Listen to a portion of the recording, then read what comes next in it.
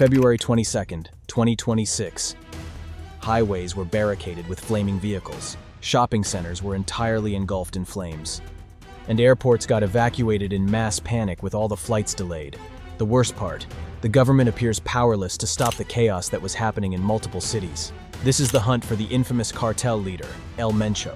Background. At first glance, it looks like the outbreak of a civil war.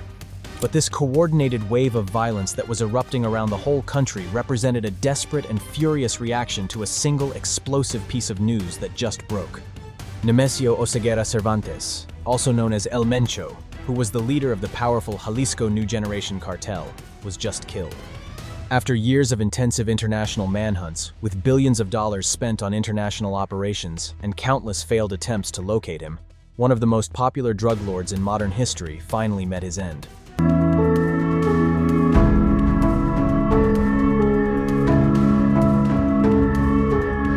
To truly understand the gravity of what happened in February 2013, we need to look back a little bit and examine the type of man that he actually was. He was the ghost who terrorized an entire nation, but from the shadows. Born in 1966, El Mencho never craved any public spotlight, or even a flashy lifestyle that a lot of previous drug traffickers did. Unlike the Chapo Guzman or the popular media-savvy Pablo Escobar, Mencho was a shadow. He was the man who commanded his entire criminal empire from the shadows, avoiding cameras, interviews, and any form of public recognition. In the 1980s, at just 19 years old, he was arrested in San Francisco for heroin distribution. After serving time and getting deported back to Mexico, he did something almost unreal. He worked briefly as a local police officer before permanently crossing to the other side of the law. His true rise, or we shall say downfall, began around 2009 when he founded the Jalisco New Generation Cartel, called CJNG. Liquid come out of the weapon. After a few clicks, the stream of liquid ignites, and you see that the weapon's a flamethrower. Within just a few years, the CJNG became one of the fastest-growing criminal organizations on the planet and beyond, flooding the United States with fentanyl and other drugs. El Mencho's cartel distinguished itself through one particularly disturbing characteristic, which is its paramilitary capabilities. They had the latest technology, including weaponized explosive drones, military-grade rocket launchers, armored vehicles, and even the extreme level of brutality that no one was safe from, not even rival cartel members, innocent civilians, or high-ranking government officials. The CJNG didn't operate like a regular drug trafficking organization. It was more like a private army that was engaging in local warfare against the Mexican state itself. How do we capture a criminal who commands a private military force and has successfully evaded capture for over 15 years? The mistake. El Mencho had an impenetrable security protocol, which was discovered by Mexican intelligence that was working in close collaboration with American agencies. However, there was a single fatal error in his security protocol. As history demonstrated with a lot of criminal bosses, the weakest point always exists within the internal circle. This could be family, their romantic partners, or even trusted associates whose patterns can be monitored or exploited. Intelligence agents had been surveilling the movement of Al Mancho's, one of his romantic partners, for months, when they intercepted communication that revealed a scheduled meeting at an isolated ranch that was deep in the mind. This was the opportunity that the authorities had waited for after their failed operation.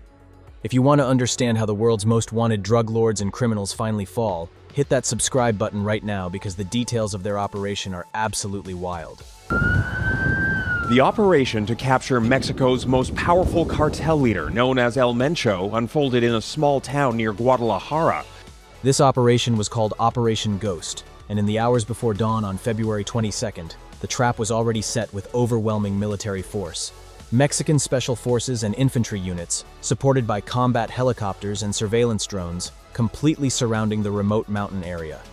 The operation involved hundreds of personnel who were coordinating through encrypted messages to prevent any information leak that might warn the target. But the reception that El Mencho's security team provided was absolutely brutal.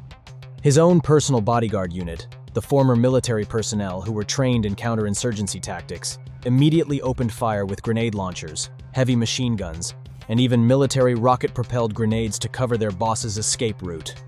El Mencho, realizing that the compound was surrounded, desperately threw himself into the thick surrounding forest, attempting to disappear into the terrain he knew from years of using these mountains as hideouts. This time, the technology had already gone way too far from what he knew. because the thermal imaging drones tracked his heat signature through the dense tree cover. Ground forces with night vision equipment closed in systematically, cutting off all the escape routes where he was trying to go. El Mencho was finally cornered among one of those trees, severely wounded by multiple gunshot wounds, along with 2 of his personal bodyguards who had stayed with him till the very end.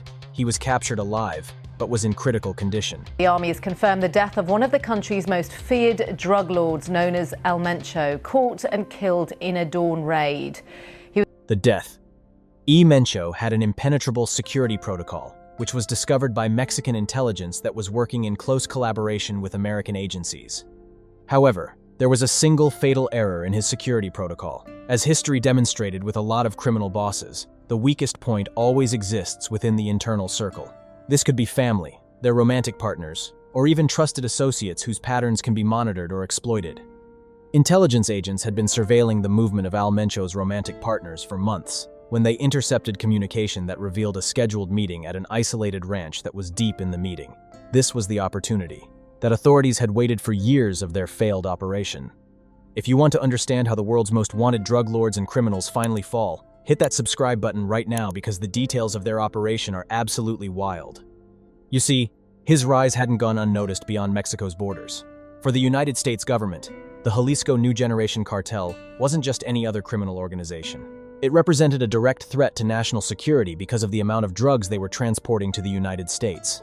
The American Drug Enforcement Administration considered El Mencho personally responsible for the fentanyl epidemic that was killing tens of thousands of Americans annually. The synthetic opioid his cartel manufactured and smuggled across the border had also become the leading cause of death for Americans between the ages of 18 and 25. It's called CJNG, Quick Guide to Mexico's Deadliest Cartel, and he told us more about the leader of the organization. El Mencho was, without any competition, Mexico's deadliest and most influential drug trafficker. For this reason, the United States placed one of the highest bounties in criminal history on his head, which was $50 million more than what it was ever offered for people like Osama bin Laden, Pablo Escobar, or any other fugitive in recent decades. Behind the diplomatic scenes, political pressure from Washington on the Mexican government had been absolutely wild. American agencies wore an invisible technological net around El Mencho's organization, intercepting encrypted satellite communications, deploying high-altitude surveillance drones over suspected hideouts, and even providing real-time intelligence to the Mexican forces. Without this American technological support and continuous intelligence tip-offs, finding the ghost would have been impossible. The ultimate American objective was crystal clear: to capture him alive and hold him accountable to the United States, to bury him permanently in a supermax prison in Colorado, exactly as was done with El Chapo in 2009. The cartel's response. But even during his death, things didn't go the way everyone expected them to be. As soon as the news of his death broke out, the CJNG unleashed hell across Mexico. The cartel's protocols were quite clear: to create absolute chaos, to terrorize the government, destroy any military movements, and demonstrate that even without their leader, the organization had all the power they needed to make matters worse for everyone, including the civilians. Within just a few hours, over 85 narco blockades were established across 20 different Mexican states. Some of the major cities, like Guadalajara, the cartel's operational heartland, were also completely stopped, as burning vehicles blocked every major way. Prisons were also assaulted heavily by armed teams that were attempting to free imprisoned cartel members, including a massive, violent prison break in Puerto Vallarta that freed dozens of inmates. Then there were pharmacies, supermarkets, and government buildings that were set on fire on purpose. Civilians were ordered off the streets under the threat of violence, and the message here was quite clear, which was that the cartel could still bring the country to its knees whenever they needed. Dozens of Mexican National Guard members were also killed. Eyewitness News reporter David Gonzalez is live in our newsroom with the latest on this. David. Good morning. Mexico's president is urging people to remain calm after violence exploded in parts of the country yesterday. People were asked to shelter in place. Now some U.S. citizens are stuck in Mexico waiting to come home. Chaos. The Mexican government found itself forced to deploy overwhelming force in response to this. Over 10,000 National Security Guard troops were mobilized within days to suppress the riots. A genuine display of military power that ultimately cost the lives of dozens of soldiers, police officers, and even cartel operatives in running street battles. That looks straight out of a Battlefield or Call of Duty movie. But here is a brutal lesson that we all learned from El Mencho's death. Even though it was a huge achievement in the fight against drug trafficking, the brutal history of the Mexican cartel teaches us something even harsher. Even if you cut the snake's head off, often multiple new heads grow back that are even more dangerous than before. This is exactly what happened in this case. We already witnessed the pattern back in 2016 when El Chapo Guzman was arrested. At that time, it was precisely the power vacuum left by El Chapo's arrest that allowed El Mencho to form the Jalisco Cartel and expand like wildfire across Mexico, filling their leadership void with even more terror than before. Now, a decade later, history repeats itself.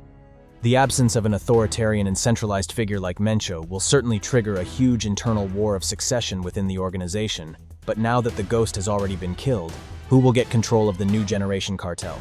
The answer to this represents the real nightmare scenario for the Mexican government. The successor. Maybe the successor to the Kingpin will be El Mencho's son, who is Ruben Oseguera Gonzalez, also known as El Menchito. However, he has already been neutralized and taken to maximum security American prisons, where they likely spend the rest of their lives. This leaves the field wide open for more ruthless and ambitious lieutenants who might command their own armed faction within the cartel structure. On one side, there's El Double R, who is a brutal enforcer known for some of the worst massacres done by the cartel, including mass executions and intimidating the local population.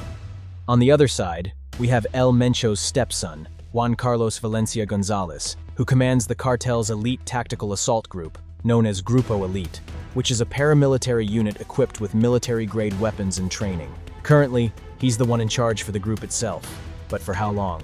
Without El Mencho's leadership, maintaining an internal balance would be nearly impossible. The real bloodshed awaiting Mexico is coming in weeks. In weeks, it won't only be violence directed towards the government forces, but it will be an internal war between rival bosses, who would fight to claim the throne and control billions of dollars that are generated by cartels' trafficking operations.